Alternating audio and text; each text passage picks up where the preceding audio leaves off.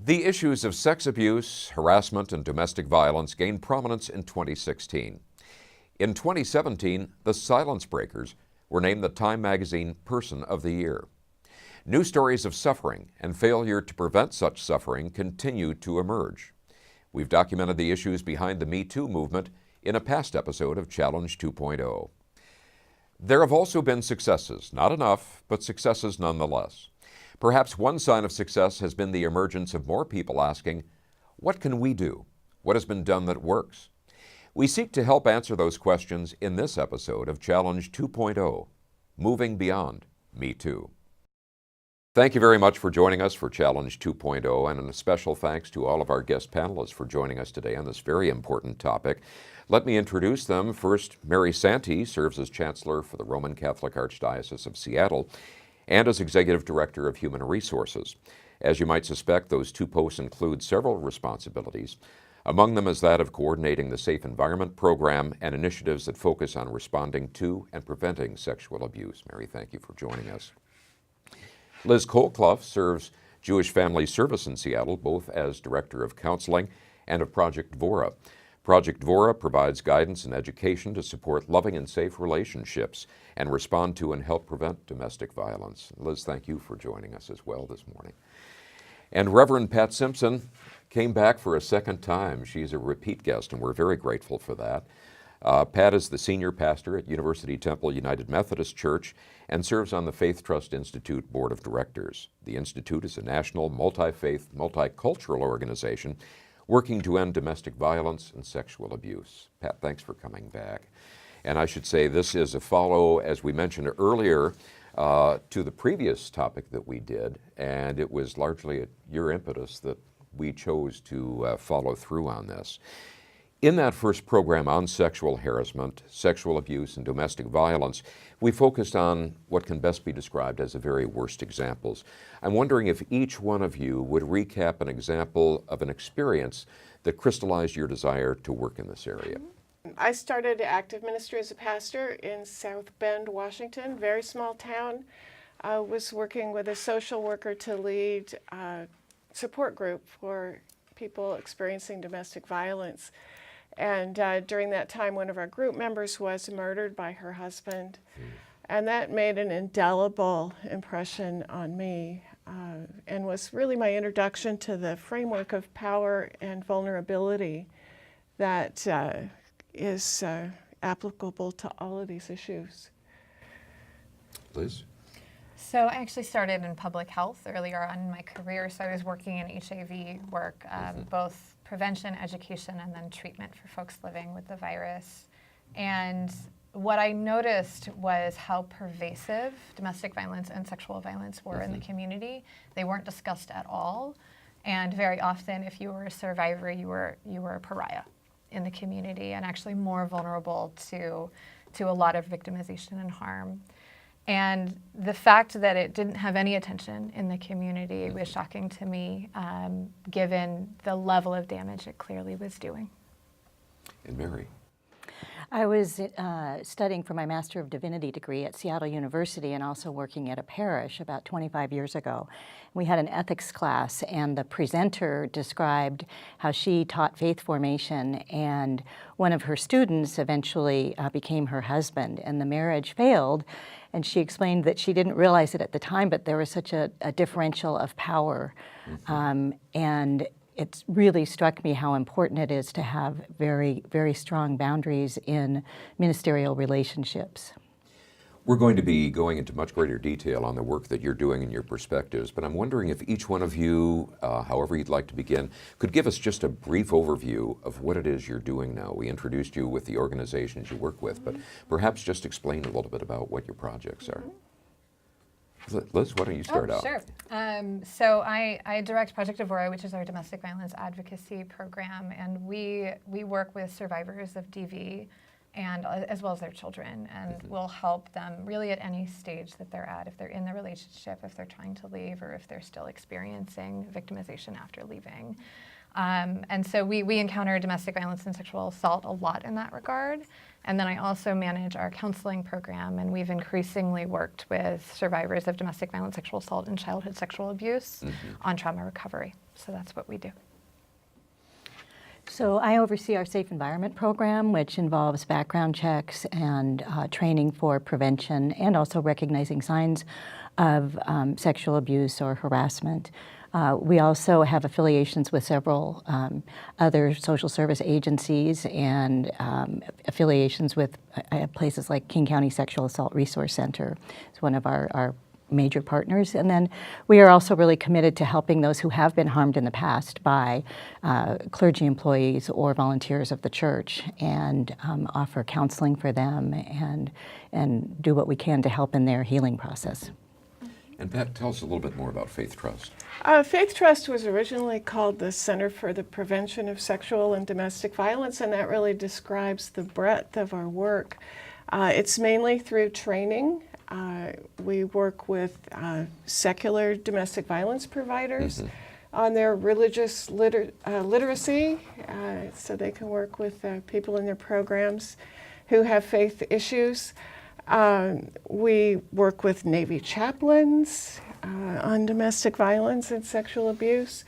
But the intersection with the other part of my professional life is we do a lot of work to train clergy and other religious leaders to wield that spiritual power they have in a way that does no harm to their people.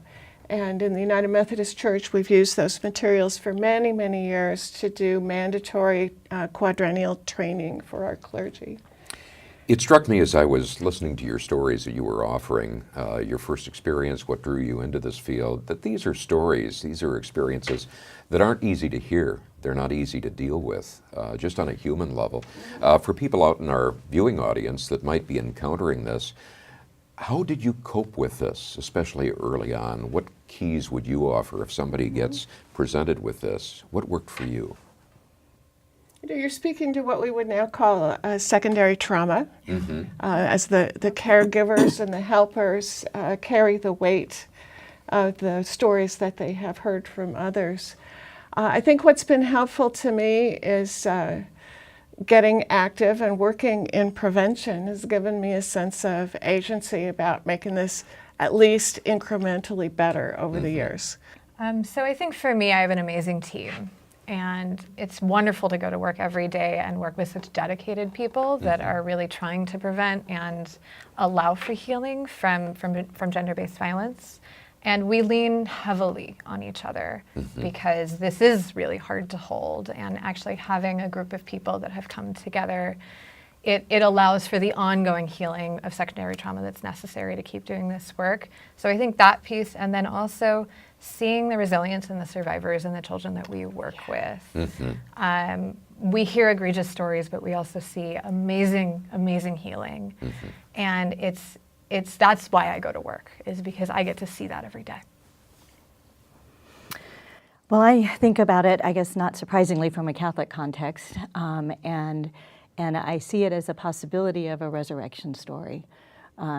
With the abuse survivors that we are dealing with, the abuse happened, generally speaking, decades and decades ago.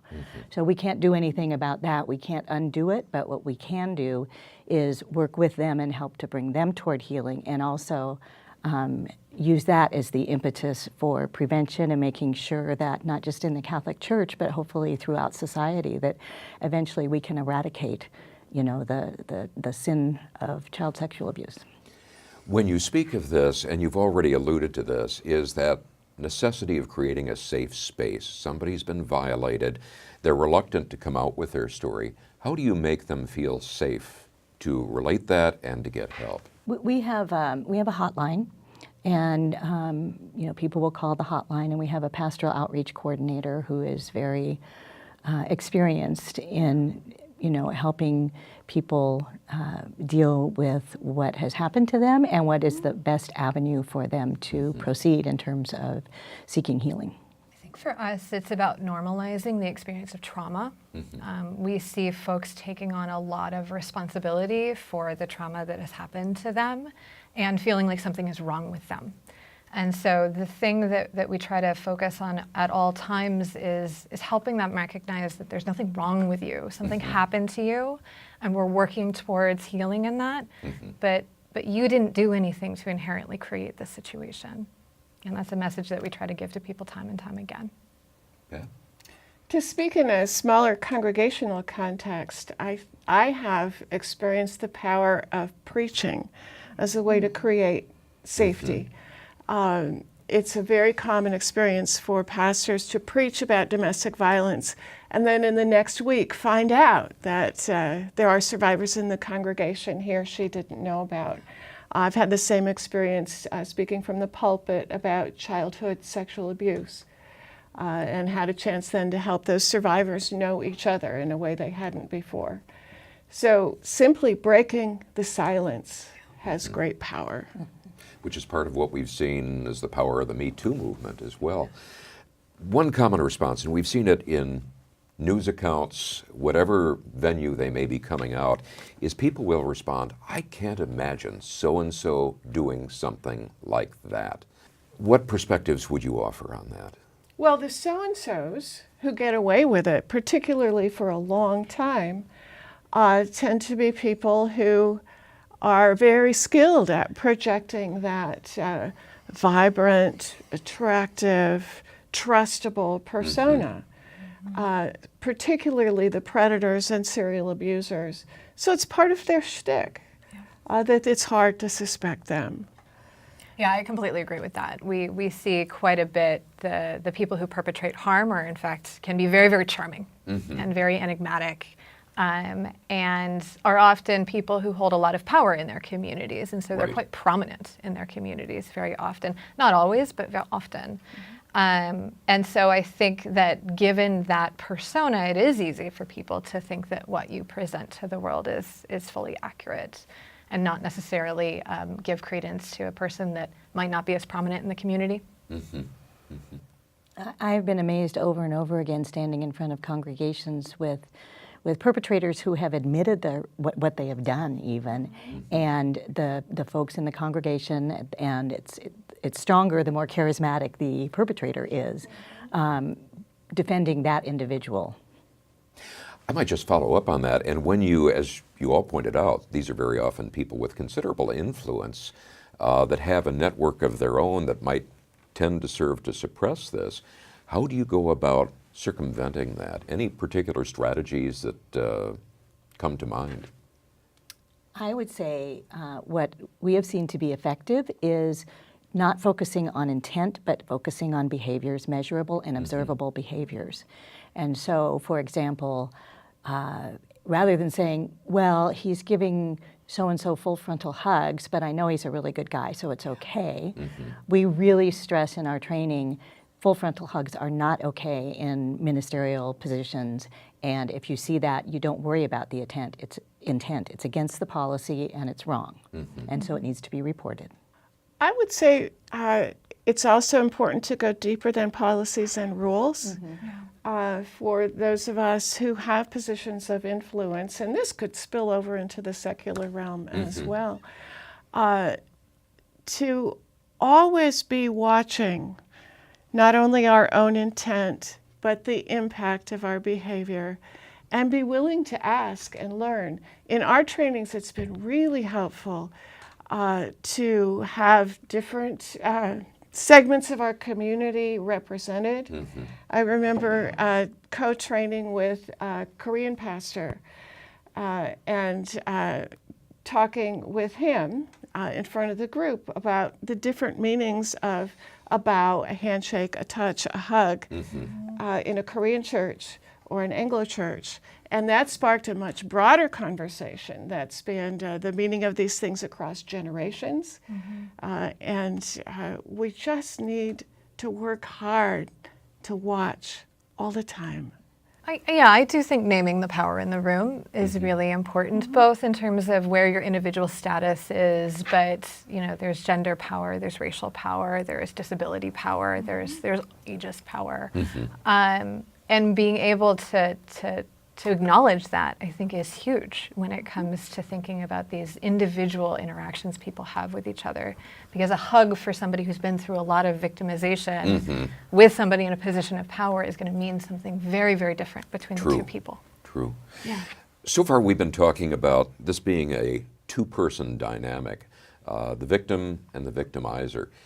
Is this really, when you take a larger global view of this, is it really a two-person issue, or is the core problem much bigger than that? Oh, even in a congregation, it's bigger. If you have a predator coming into a congregation, say seeking unsupervised access to children, even with a good structure in place, with many protective windows and rules and ratios and background checks, that person may begin to groom others in the congregation who are the gatekeepers for a little exception to the rules. A chance to drive this kid home alone, for instance.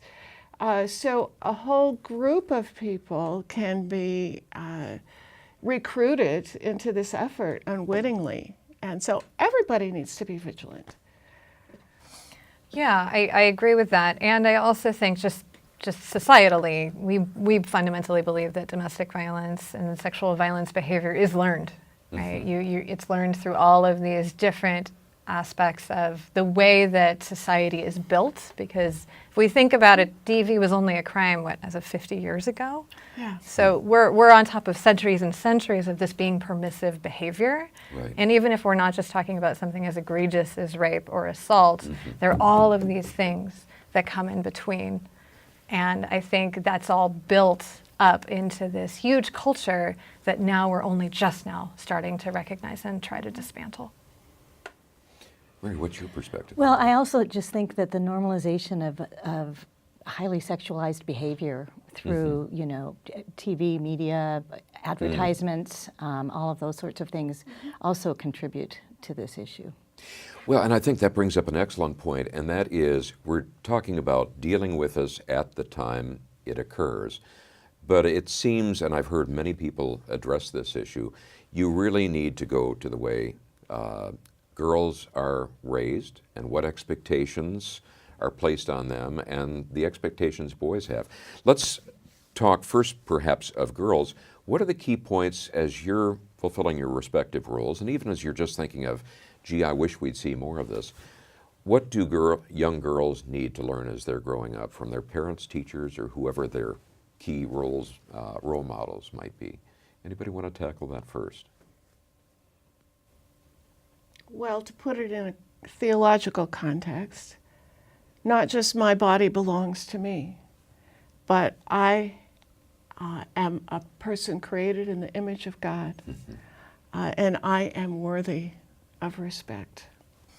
I also think it speaks to a little bit of my former point that we're really just at the beginning of this. And so I think we've got some of the language down around gender equity, and there is some beginning encouragement of girls to not feel siloed into the gender expectations.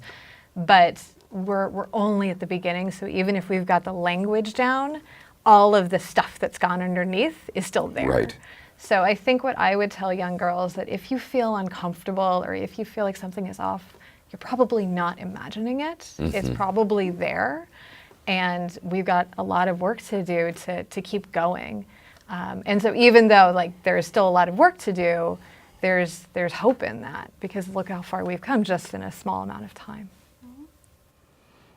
And I also think that, and this is true for both girls and boys, that it's really important that they have trusted adults that they can have ongoing conversations with about these things, and feel safe talking to them about, whether it's a parent or an aunt or an uncle or pastor, whoever that might be. So that brings up the other side of the question, and that is, how do we need to change the way boys are raised to become men, the expectations of manhood? We've heard in news coverage and past stories, oh, that's just locker room talk, or that's to be expected. And I think the understanding now is that's not to be expected. What would you suggest to parents that they need to do to raise their boys differently?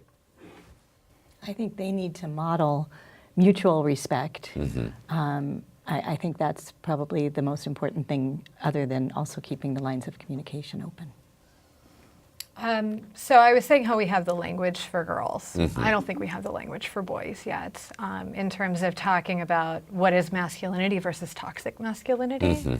And I know that's sort of a larger overarching phrase, but what I mean by that is boys they're not taught to have like the spectrum of emotions that are allowable. They're taught to be strong. They're taught to anger is okay. They are taught that sports are okay. They're taught that promiscuity is okay. But they're not taught that crying is okay. They're not taught that showing empathy is okay. They're not, and that's not, again, like, there's got to be intention there. How do we raise our boys to be allowed to be complete human beings? And I don't think boys have permission for that yet. I'm going to again go across the gender spectrum, across the spectrum of sexual orientation, and say that Christian churches, I think, have done a very bad job of encouraging our own children and youth to hold their sexual lives and their spiritual lives together as one thing. Insofar as we stay silent about their sexuality and don't provide good education and a forum for them to discuss their sexual lives, you know, they got their faith and they got their locker room. They got their, I'm made in the image of God, but in this situation, I do not deserve to be respected. That bifurcation is a really bad thing. And I think we've got a long way to go in helping kids have the sense of a whole self and then the backbone to take that into a toxic culture. And part of it seems to be providing good role models, be it what is a good role model for a young girl, young woman, or a young man or boy. And it's a matter of maybe lifting those up as examples. Would you agree with that? Sure. Any way that if an organization is out there thinking, how do we go about doing that? Anybody have some suggestions on that? So I was actually just in a prevention training last week, and they were emphasizing the value of older adolescents and young adults, you know, whether they're college recruited or from a young adult group, because they were really emphasizing how powerful that age group is for adolescents. Right. Even more powerful than adults. Because as an adult, I can't relate as well to what's going on for a teenager right now. I have no idea what it's like to grow up in a social media generation. But a college student does. Somebody who's 18, 19, 20 does. And I think the modeling that can happen there can be the most possible impact on a 14, 15, 16-year-old today. Yes, because we can be so clueless Yeah, across those generation gaps. But here's another kind of modeling that happens in that to have those 18 or 19 or 20-year-olds also interacting with younger teens and kids with their own good boundaries, understanding the influence and the power they wield can be a good example. Social media has become so pervasive on that, and it does seem that you need to get brothers, sisters, or people of similar age to be able to have that toolkit, if you will, to be able to respond and advise them at that age. I mean, the other thing that I would add, though, is we're seeing it, right? We're seeing so much youth leadership out right now in across the board, including the Me Too. And so that's really heartening, because it is, I think, young people who've taken a really prominent platform in this movement specifically. That would be a good point to bring up, and that is we tend to focus on the negatives. We focus on the problems, and they're there. That's why we're doing this program. But maybe if each of you could give an example of a really positive change, transformation, or example that you've seen. Well, I get to see it all the time, because I get to see recovery happen in all of the work that we do, where people are starting to really both understand their experience, understand that they're not making it up, find a space where they're feeling heard, where they're feeling safe, find a space where they can process through their trauma and move beyond it and not be defined by it. And so I get to see that all the time, and it is really heartening. I see that too, and to have survivors move through their own process and then become mentors and helpers to their peers and to those who are in the midst of trauma is that's a long-standing pattern. A lot of people have gone into these professions after their own experiences and use that life knowledge as the energy behind their own helping activity, whether as volunteers or as professionals. We have just scratched the surface on this. You can't possibly do this justice in the space of one program. So I would not only like to thank each of you for participating today in this program, but also to come back, keep us aware of what might be some other angles to look at this. And I don't doubt at all that you provided some inspiration for the people that are watching, giving them a new idea of how to respond to this, perhaps what they can do to change or to affect change in their lives. We thank you very much for watching this episode of Challenge 2.0. We hope to see you again next week.